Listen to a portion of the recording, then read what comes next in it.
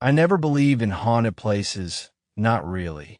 I always thought the stories people told were exaggerations, the result of isolation, insomnia, or too much wine at dinner. But something changed last September, something I haven't been able to explain to myself, let alone anyone else. I'm writing this now because I don't know how much longer I'll be able to. Not because I'm dying, though some days it feels like something is taking me apart from the inside out, but because I think memory itself is slipping.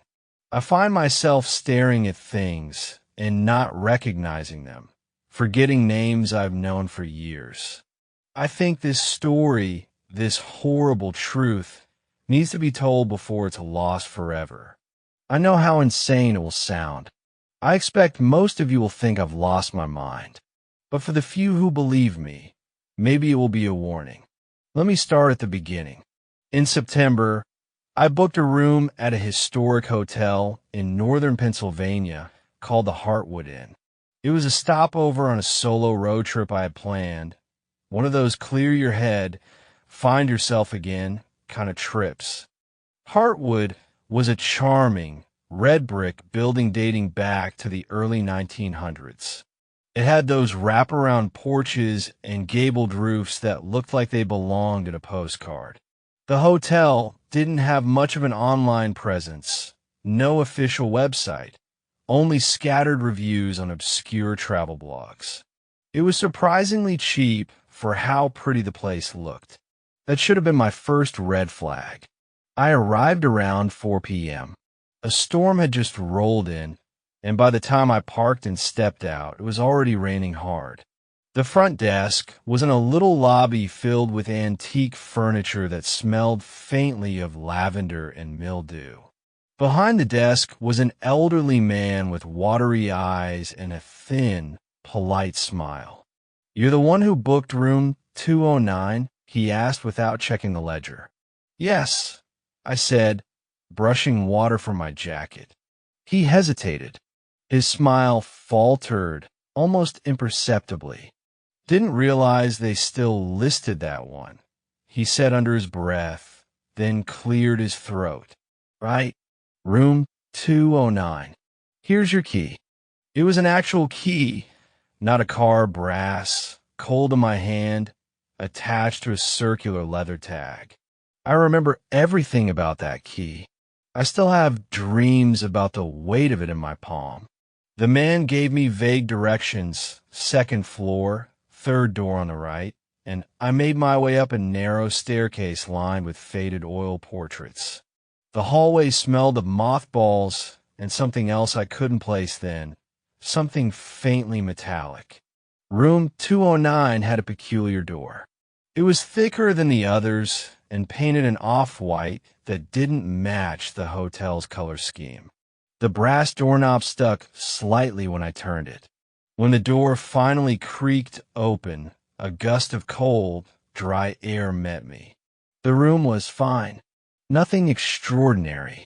An old four-poster bed, a dresser, a small writing desk under the window, and a closet with a louvered wooden door. The wallpaper was a yellowing floral pattern, curling at the edges in places. A dusty ceiling fan spun slowly overhead. But there was something immediately off.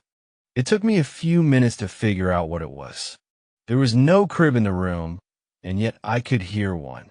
That sounded absurd, I know, but I could hear that soft, rhythmic creak of a wooden crib, like someone gently rocking it back and forth.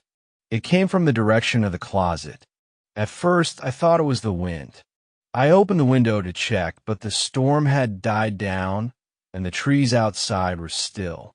The sound continued. I opened the closet and found it empty, except for a few rusted hangers and a dusty luggage stand.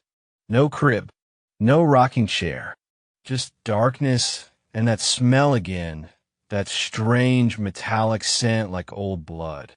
I tried to shrug it off. Maybe there were pipes in the wall behind the closet. Maybe another room shared the space and had a crib inside. I told myself that. I wanted to believe that. I spent the evening reading and listening to music. I didn't leave the room. I didn't feel like I should. The hotel was quiet, too quiet. I don't remember hearing anyone walk down the hall. No TVs through the walls. No other guests. Just me and that damn creaking sound. At around 11 p.m., I decided to try and sleep. I left the lamp on. I'm not ashamed to admit that. And crawled into bed. I was just beginning to drift off when something pulled me back into full alertness. A knock came from inside the closet. Not loud. Not fast.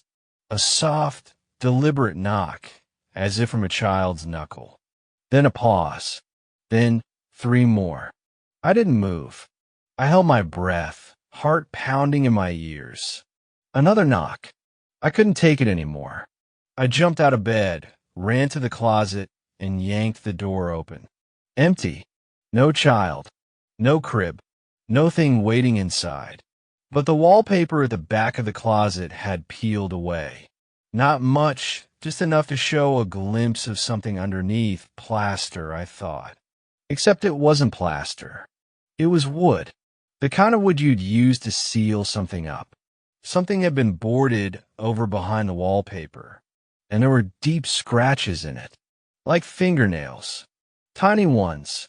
I closed the closet and shoved a chair in front of it. That night, I slept barely an hour. I kept waking to the sound of the creaking crib, the soft knock, knock, knock. Once, I swore I heard whispering.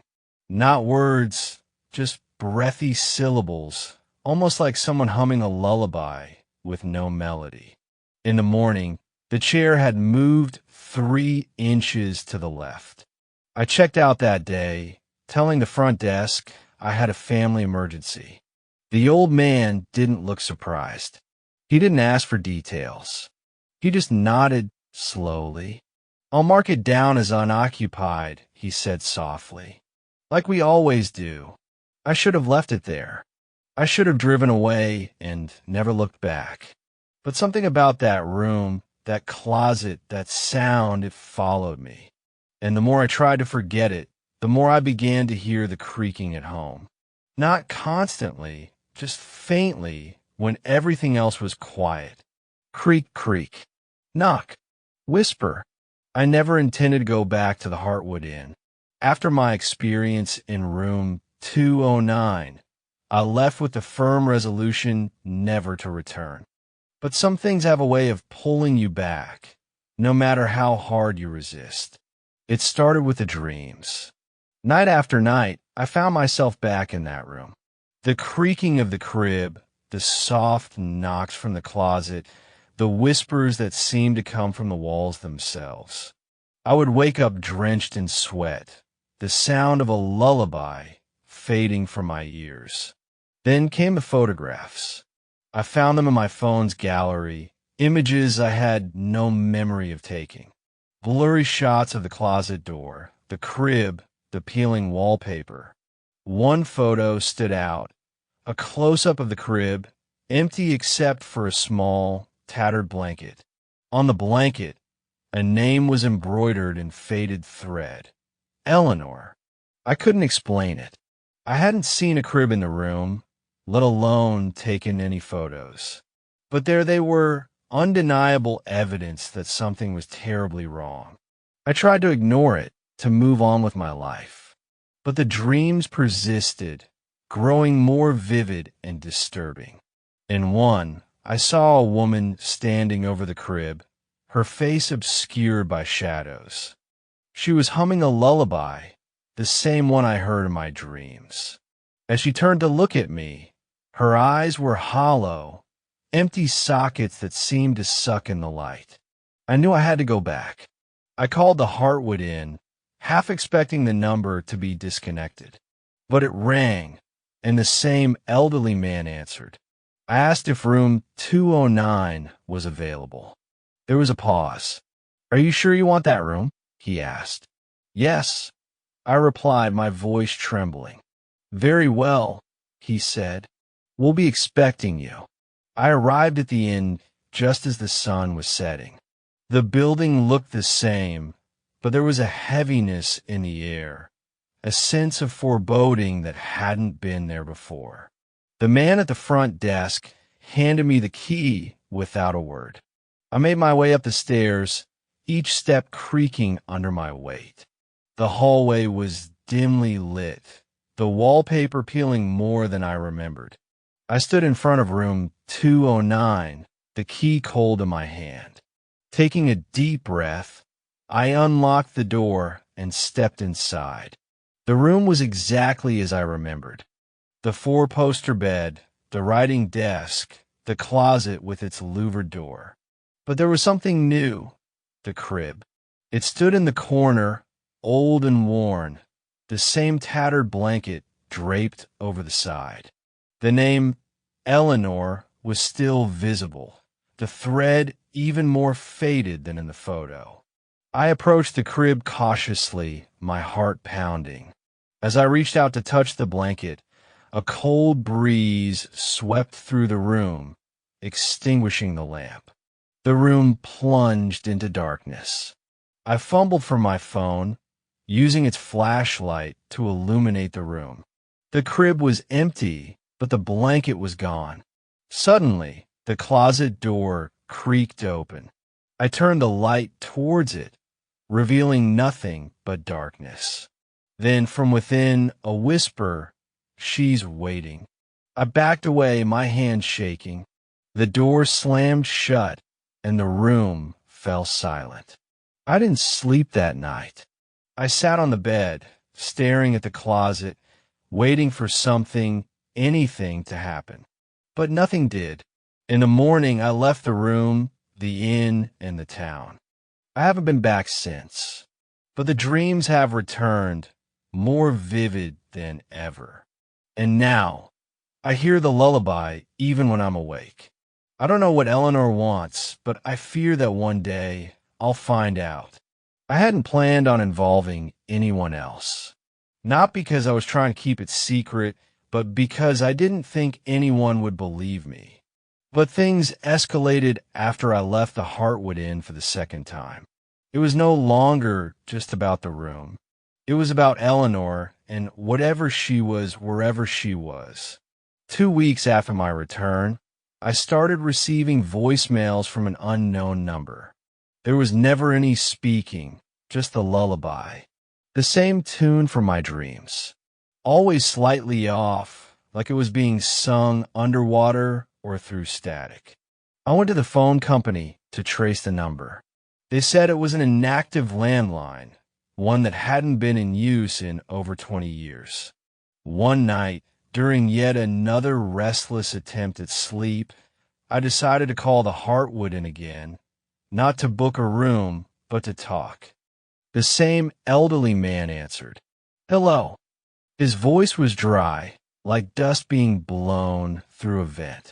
"It's me," I said, "from room 209. A pause. "I remember. I need to ask you something." Another pause. "Speak," he said, as if he had been waiting.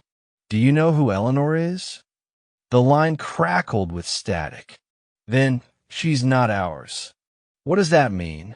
"Room 209 was locked for 12 years, he said quietly. "Nobody stayed in it until you. Not willingly." That sent a cold shiver through me. "Then why did you let me stay there?" Silence. Then, because someone had to go back. The line went dead. The next morning, I did something I had avoided until that point. I went to the county archives and looked into the Heartwood Inn's history. What I found chilled me. In 1964, there was a fire at the inn. Most of the damage was to the third floor, but the cause of the fire was a candle left burning in room 209. A woman named Clara Wynne and her infant daughter were staying there. Clara survived. Her daughter didn't. The article stated that the body of the baby was never recovered. It was presumed she died in the blaze, but the firefighters at the time believed the crib was already empty. Clara Wynne was institutionalized later that year. That night, I packed my bag and returned to the inn again, Not because I wanted to, but because I felt like I didn't have a choice anymore. This time, the innkeeper was not at the desk. The key to room 209 was simply waiting for me. The inn was almost completely empty. A handwritten note lay beneath the key. She cries louder when ignored. The hallway upstairs felt longer, darker. Room 209's door was open. The crib was there again, but it had changed. Now the crib was scorched, charred black along the base, as if it had been through fire. The blanket was gone, replaced by a child's dress, burned along one sleeve, pinned to the railing like a trophy. I felt dizzy. I turned on a lamp, but instead of light, it made a humming sound like breathing. The bulb flickered dimly and then burst. That's when I met her. Not Eleanor. Not the woman from my dreams. The housekeeper. I didn't hear her come in. I simply turned, and she was there. A middle-aged woman, gaunt and pale, wearing a dated maid's uniform. Her eyes were wide with something between fear and fatigue. "You shouldn't be here," she whispered. "Do you work here?" I asked. "I used to. Years ago. What happened in this room?" She hesitated and sat down in the armchair near the window.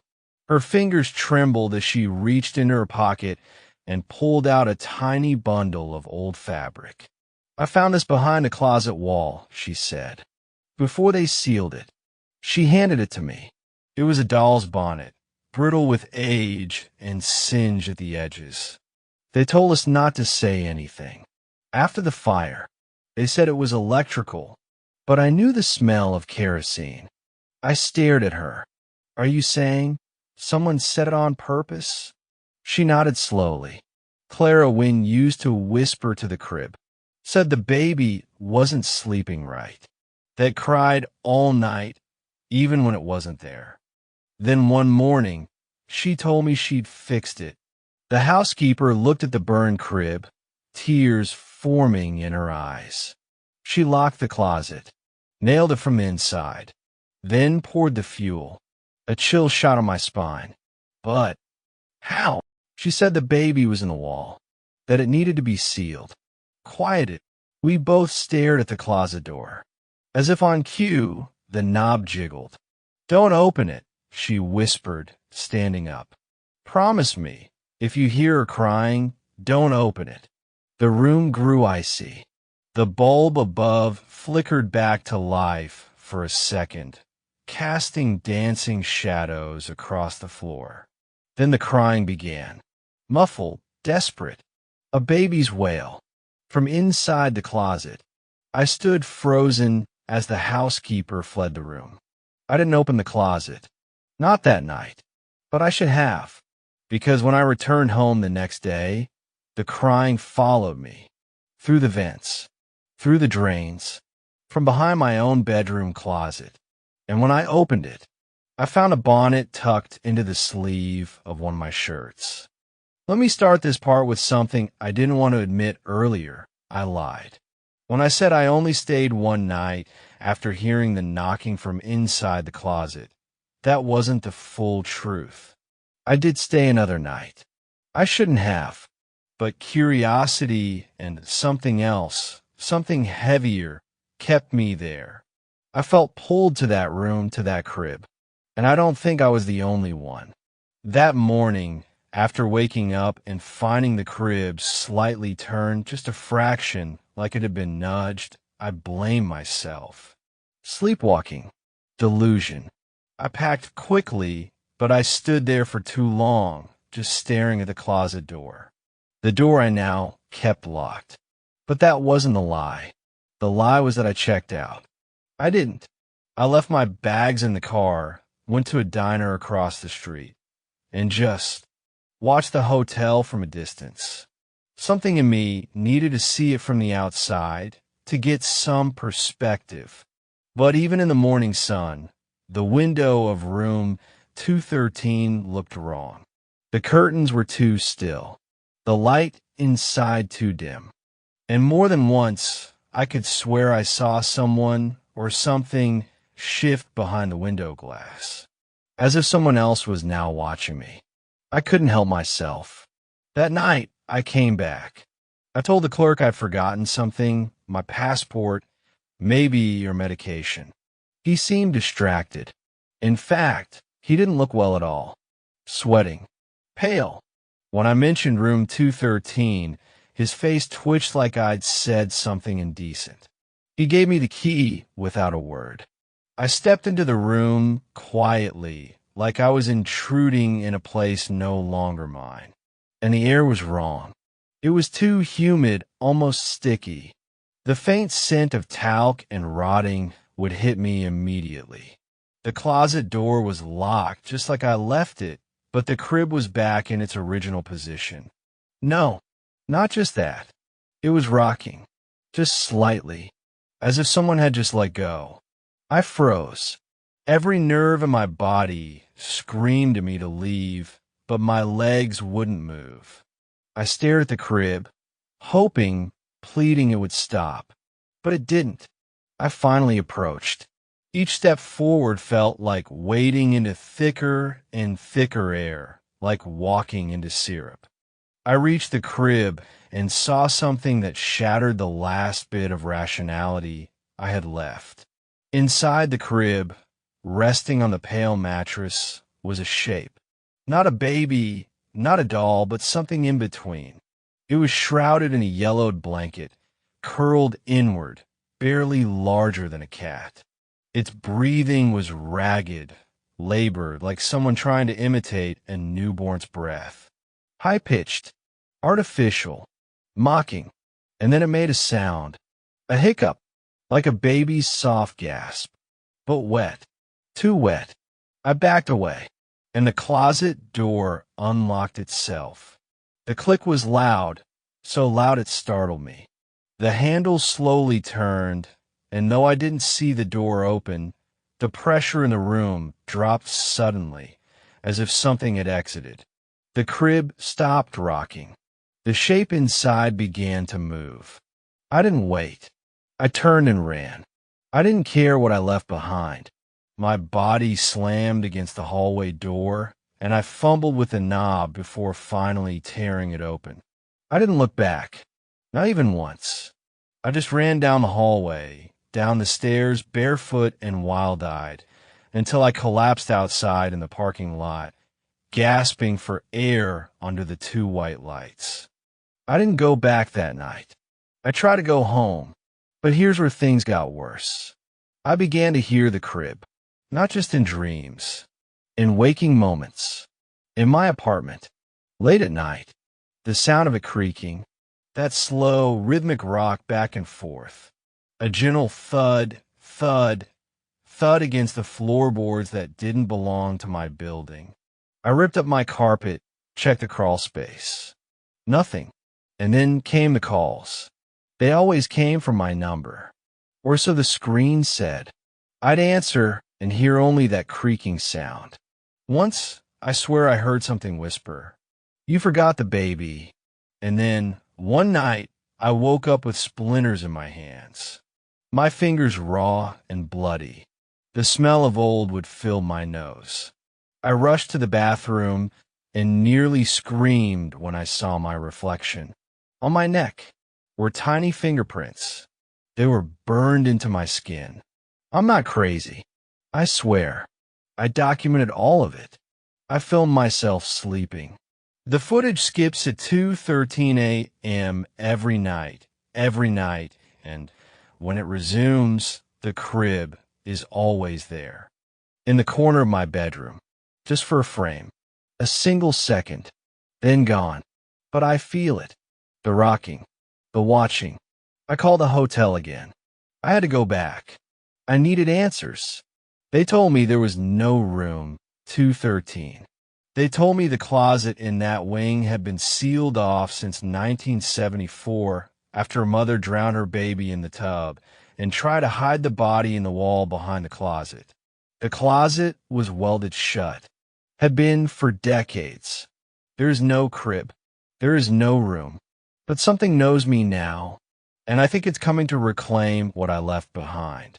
I don't know if I'll survive the next part, but I need to finish the story. I need to make sure someone knows.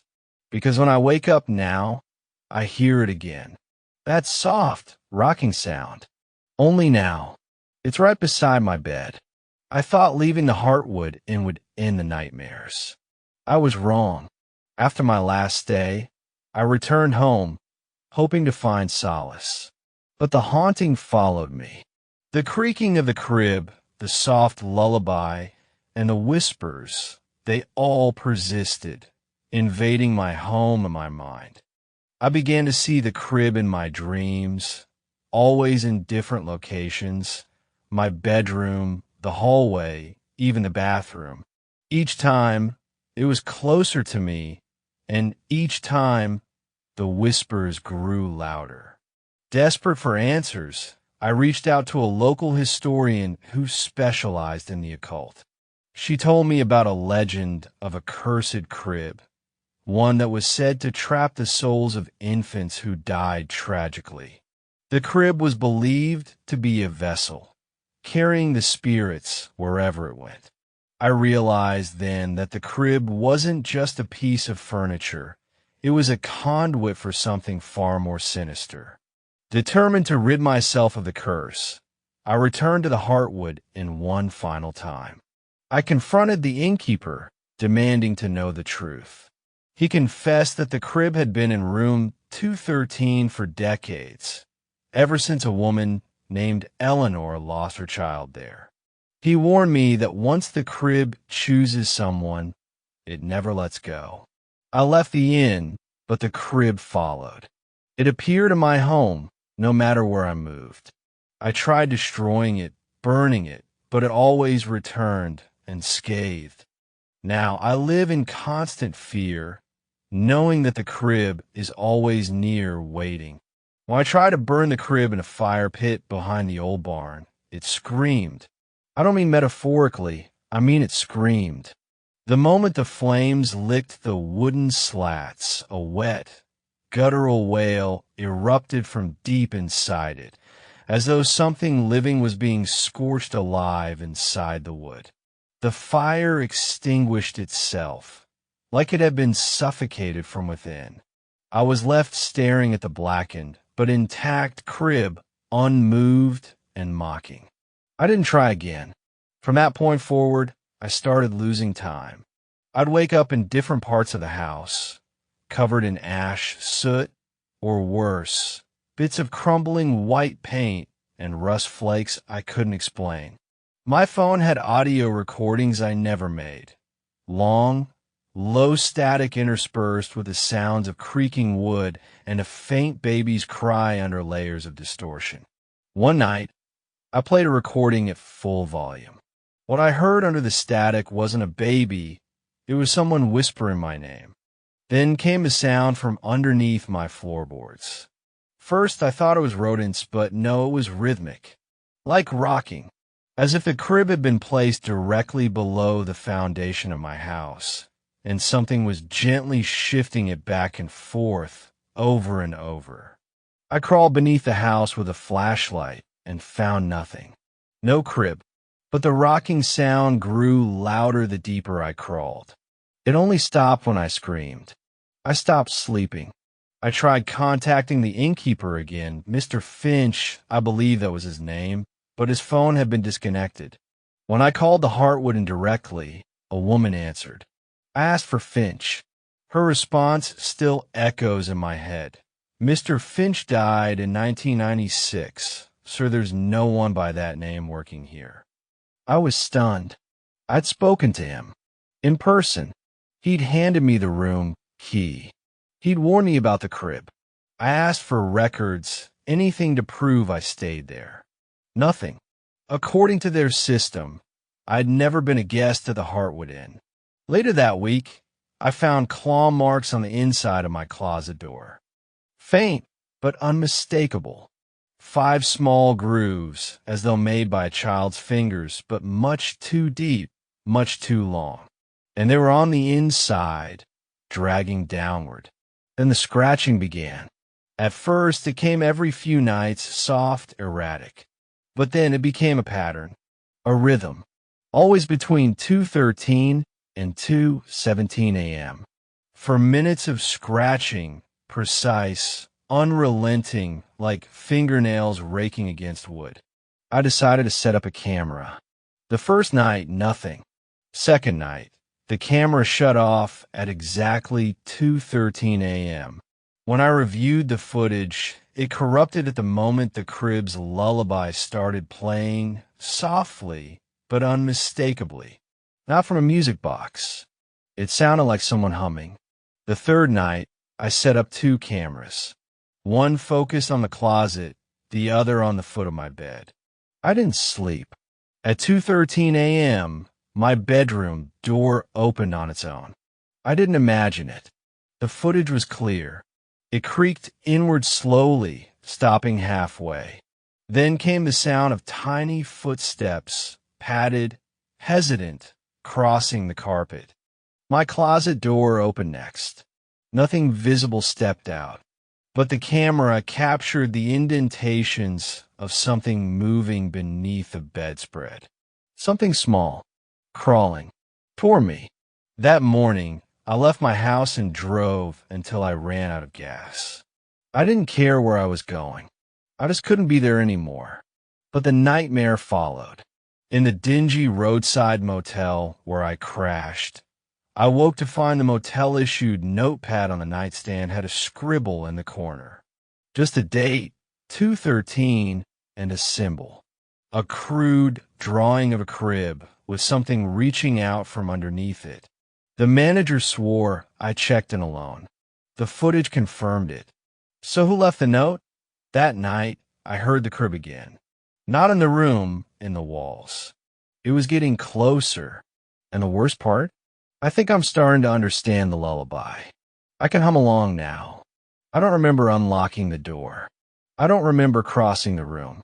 What I remember is standing over the crib again, that goddamn rotted relic, and this time, the closet door was already open.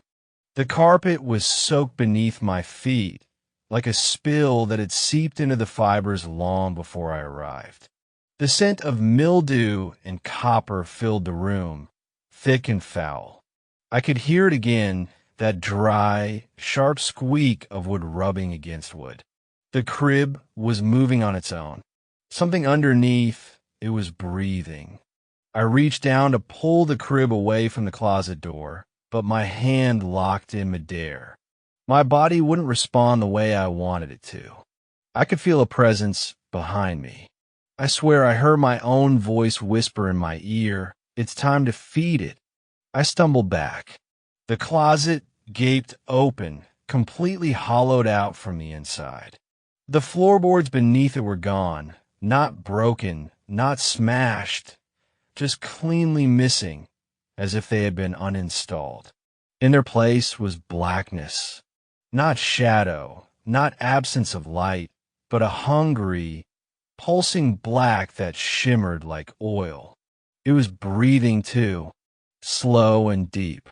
And then something started crawling out. I backed up until my calves hit the bed. I couldn't scream, couldn't even exhale.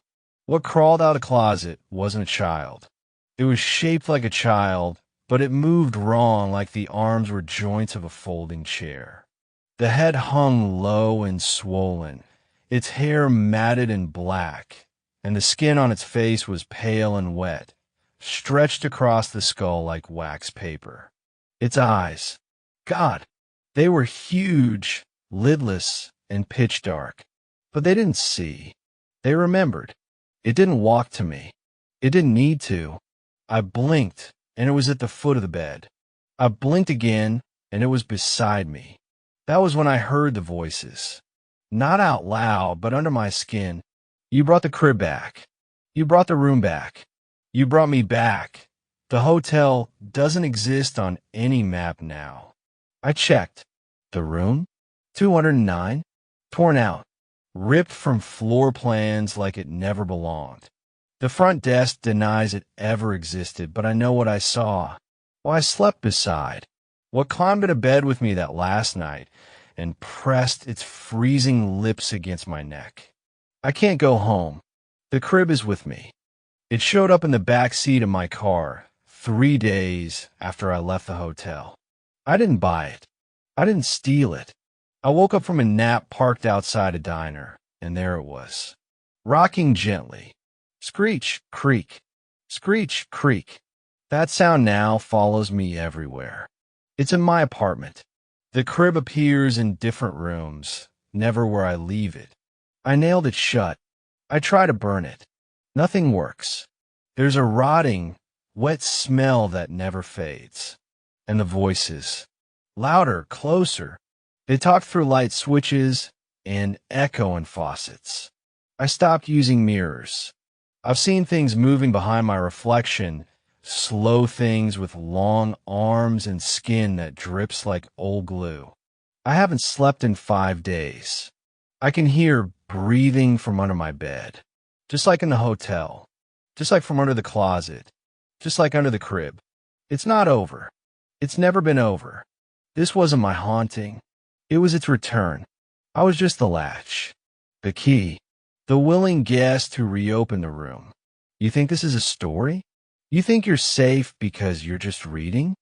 Then ask yourself, why are your lights flickering? Why do you suddenly hear something behind you? Why are your feet cold? And why?